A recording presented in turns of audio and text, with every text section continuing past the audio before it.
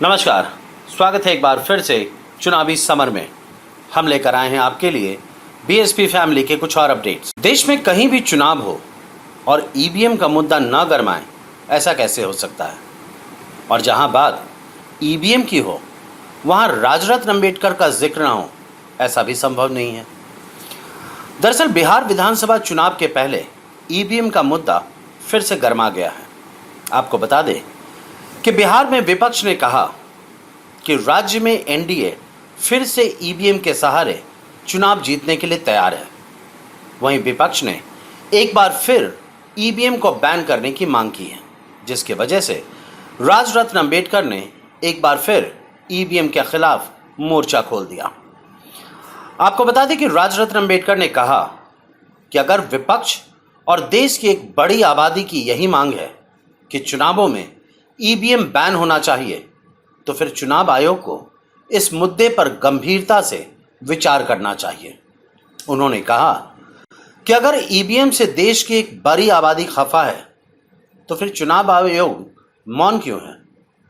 राजरत्न ने कहा कि अब वक्त आ गया है जब चुनाव आयोग को लोकतंत्र की रक्षा के लिए आगे आना चाहिए। उन्होंने कहा कि चुनावों के वक्त चुनाव आयोग ही सबसे बड़ी ताकत होती है, लेकिन अगर आयोग भी जनता के हितों के बारे में नहीं सोचेगी, तो फिर लोगों को मजबूरन बाहर का दरवाजा खटखटाना पड़ेगा। इस तरह राजरत्न अंबेडकर ने चुनाव आयोग को इशारों में संदेश दे दिया कि अगर आयोग ईवीएम को हटाने के लिए राजी नहीं हुआ, तो फिर उन्हें मजबूरन यूएन का दरवाजा खटखटाना पड़ेगा। वैसे भी यूएन ईवीएम के खिलाफ है, और अगर इस मुद्दे पर जनता का विरोध यूं ही कायम रहा, तो फिर हो सकता है कि यूएन खुद ईवीएम के खिलाफ कोई फैसला सुना दे। इस तरह राजरत्न अंबेडकर ने चुनाव आयोग को एक तरह से खुली चेतावनी दे दी है कि वह जल्द से जल्द ईवीएम के खिलाफ कोई फैसला ले, वरना इस बार देश की जनता एक साथ यूएन में धावा बोल देगी।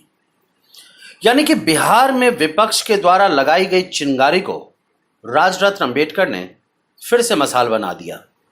कुल मिलाकर स्थिति यह है कि राजरत्न अंबेडकर ने ईवीएम के मुद्दे पर चुनाव आयोग को अल्टीमेटम दे दिया है।